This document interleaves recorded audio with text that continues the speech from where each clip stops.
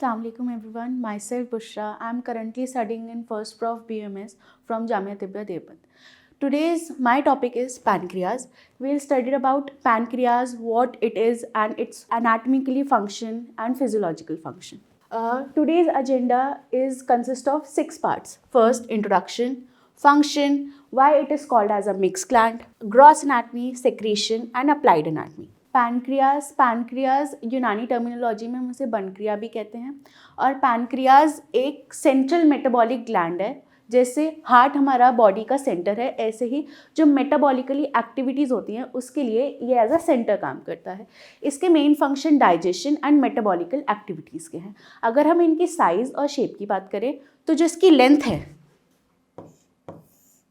ये approximately 15 to 20 centimetres की है और जो इसकी विड्थ है ये अप्रॉक्सीमेटली 3 to 4 सेंटीमीटर्स की है. इसकी thickness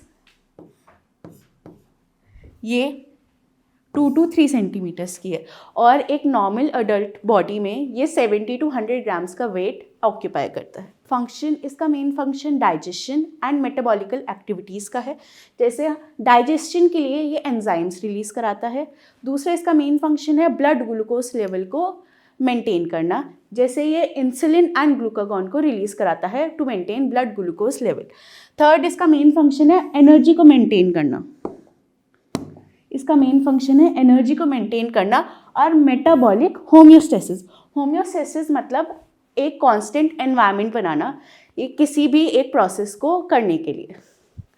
central organ, diabetes and metabolical disorders को ये अगर इसमें कोई भी खराबी आ जाती है, डिसऑर्डर आ जाता है तो जो हमारा मेन इम्पैक्ट पड़ता है वो डाइजेशन एंड मेटाबॉलिकल एक्टिविटीज़ पे पड़ता है. अब आता है why it is called as a mix gland.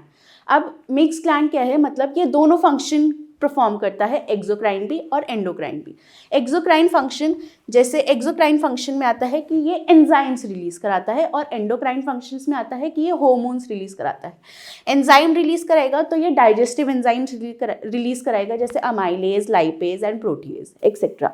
लेकिन अगर ये एंडोक्राइन फंक्शन करता है तो फिर ये हार्मोन्स रिलीज कराएगा जो हमारे ब्लड ग्लूकोज लेवल को रेगुलेट करने में काम आते हैं, for example insulin and glucagon. अब आता है इसकी ग्रॉस एनाटमी, मतलब इसकी पोजीशन कहाँ है. हमने अभी देखा था कि ये इलोंगेटेड है और ये फ्लैट है, लेकिन जो इसकी पोजीशन है वो है posterior of the abdominal wall. मतलब कि जो हमारी बॉडी है उसमें एब्डोमिनल पोर्शन के पोस्टीरियर साइड पे ये मिलता है और बिहाइंड द स्टमक के जस्ट पीछे and extend to the duodenum. जो हमारे इंटेस्टाइन का जो सबसे अपर मोस्ट पार्ट है ड्यूडेनम, उसके साथ उसके एक्सटेंड पे और उसके लेफ्ट साइड पे एंड स्प्लीन के राइट साइड पे. और ये मोस्टली 4 पार्ट्स में डिवाइडेड है, tail, body, neck and head. ये है duodenum and it is spleen. अब पैनक्रियाज जूसेस. पैनक्रियाट, हमारी body normally 1000 to 1500 ml pancreatic juices secrete करती है.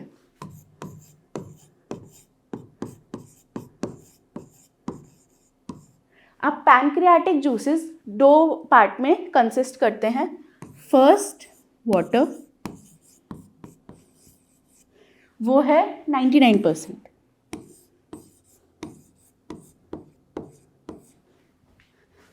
And second solutes which is 1%. जो पैनक्रियाटिक जूसेस हैं ये 2 टाइप में हमने देख लिए, water and solutes. And solutes में भी हमारे सब डिवीजन आ जाते हैं, इनऑर्गेनिक एंड ऑर्गेनिक.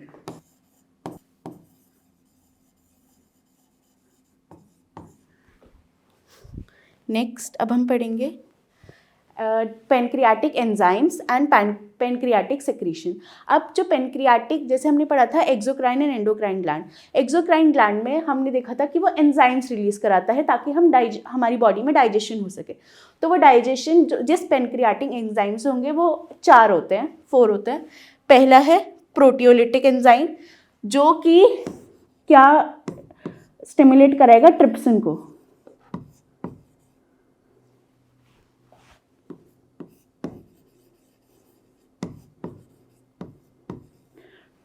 ट्रिप्सिन वैसे तो हमारी बॉडी में इनएक्टिव फॉर्म में होता है, लेकिन उसे एक्टिवेट कौन करता है? एंटेरोकाइनेज, जो हमारे इंटेस्टाइन के म्यूकोजल लेयर से सेक्रेट होता है। दूसरा है अमाइलोपेक्टेज। अमाइलोपेक्टेज जब हमारी फूड में स्टार्च होता है तो फिर वो किस स्टिमुलेट करता है? अमाइलोपेक्टेज को, और अमाइलोपेक्टेज डाइजेस्ट कराता है कार्बोहाइड्रेट्स को सिंपलर शुगर्स में। थर्ड है लाइपोलिटिक। लाइपोलिटिक ब्रेक डाउन कराता है फैट्स को fatty acids and simpler products में। तीसरा है न्यूक्लियोलाइसिस, जो न्यूक्लिक एसिड को ब्रेक डाउन कराता है इनटू सिंपलर प्रोडक्ट्स। अब हम सेक्रीशन की बात करेंगे, पेनक्रियाटिक सेक्रीशन। पेनक्रियाटिक सेक्रीशन में हमारे 3 फेज आते हैं। फर्स्ट सिफेलिक फेज, जो किससे इनिशिएट होता है? जब हम किसी भी खाने को सूंघते हैं या देखते हैं तो उससे सिफेलिक फेज इनिशिएट हो जाता है, और ये पेनक्रियाटिक जूसेस का 20% सेक्रीशन कराता है। जितने भी हमारे टोटल 100% होता है, तो उसमें से जब हम खाने को देखते हैं या फिर उसे सूंघते हैं तो फिर वो 20% ऑफ द सिफेलिक फेज में ही हमारा पेनक्रियाटिक जूस सेक्रीट हो जाता है। अब दूसरा आता है गैस्ट्रिक फेज। गैस्ट्रिक फेज मतलब जब हमारा जो फूड है वो हमारे स्टमक में जाएगा। इसमें 5 to 10% of the pancreatic juices secrete होते हैं। Moderate and enzyme secretion. Third है इंटेस्टाइनल, मतलब जो हमारा काइम है जब वो इंटेस्टाइन में आ जाता है तब उसके बाद जो पैनक्रियाटिक जूसेस सेक्रीट होते हैं वो इस वाले फेज में सेक्रीट होते हैं। अब हमारे जो पैनक्रियाज है वो हार्मोन्स भी रिलीज कराता है, जो हमने उसमें पढ़े थे एंडोक्राइन सेक्रीशन में। हार्मोन्स में जो पहला हार्मोन है वो है सीसीके। सीसीके को हम कोलिसिस्टोकाइनिन भी कहते हैं। कोलिसिस्टोकाइनिन एक वाइटल हार्मोन है जो हमारे गट में प्रेजेंट होता है, एंड ये क्या सेक्रीट कराता है? डाइजेस्टिव एंजाइम्स जैसे अमाइलेज, लाइपेज एंड प्रोटीएज। जैसे हमने देखा था अमाइलेज कार्बोहाइड्रेट्स का ब्रेकडाउन कराता है और प्रोटीएज अमीनो एसिड्स का। ऐसे ये हमारे जो इंटेस्टाइन है उसमें जैसे ये स्टमक, तो इंटेस्टाइन और जो स्टमक का जंक्शन होता है यहाँ पे 2 सेंटीमीटर में आई सेल्स प्रेजेंट होते हैं जो सीसीके को स्टिमुलेट करते हैं। जब जो स्टमक है उसके अंदर जब काइम एंटर होता है तो वो देखता है कि उसके अंदर पेप्टाइड्स एंड फैटी एसिड्स, जैसे ही काइम में पेप्टाइड्स और फैटी एसिड डिटेक्ट होंगे तो आई सेल्स बहुत ज़्यादा एक्टिवेट हो जाएंगे और वो स्टिमुलेट कराएंगे सीसीके को, ताकि जो हमारा वो है एंजाइम्स हैं, जो पैनक्रियाटिक जूसेस हैं, पैनक्रियाटिक एंजाइम्स है, वो सेक्रेट होने लगे, ताकि जो हमारा डाइजेशन है और एब्जॉर्प्शन है वो अच्छे से हो सके। अब वो आई सेल से सेक्रेट होता है जो है upper part of the duodenum and upper part of the jejunum.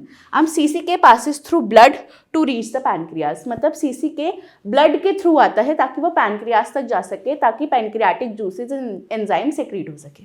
Second जो हमारा हार्मोन है वो है सेक्रेटिन। सेक्रेटिन भी जो हमने पढ़ा था इंटेस्टाइन, इनके ये वाले पार्ट में थे I cell, upper part of the jejunum, duodenum and upper part of the jejunum में।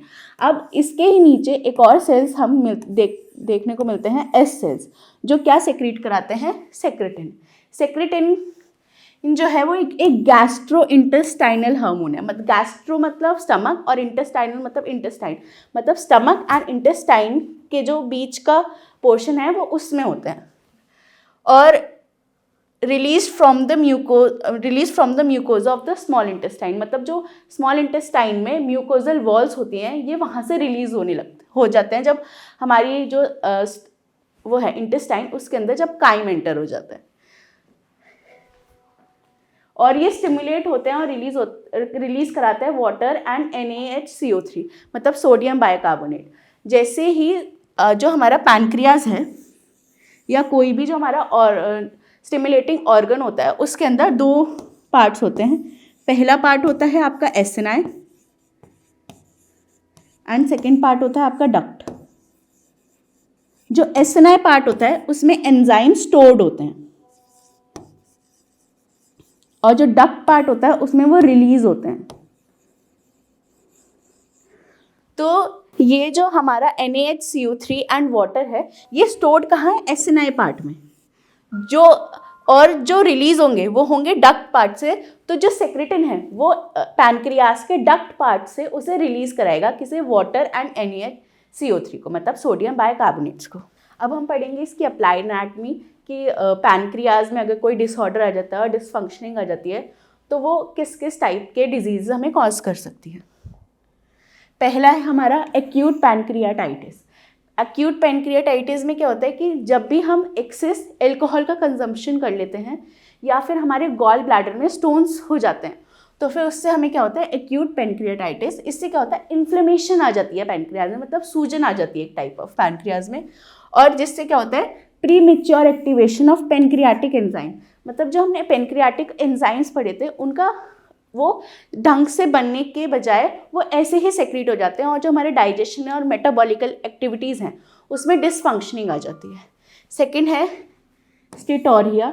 इट इज़ कैरेक्टराइज्ड, जो भी हम जैसे किसी पर्सन को स्टिटोरिया हुआ है और जब उसने स्टूल पास आउट किया तो वो स्टूल बल्की हो, फ्रॉथी हो और क्ले लाइक हो तो उसको स्टिटोरिया हो जाता है, मतलब उसे स्टिटोरिया है। और ये क्यों होता है, क्योंकि जब फैटी एसिड हमारी बॉडी के अंदर जो फैटी एसिड्स हैं उनका डाइजेशन ना हो और वो स्टूल के थ्रू पास आउट हो रहे हो, से presence of large quantity of undigested fat in stool, that cause cystoria, and lack of pancreatic lipase and lack of bile juice added to the liver disease।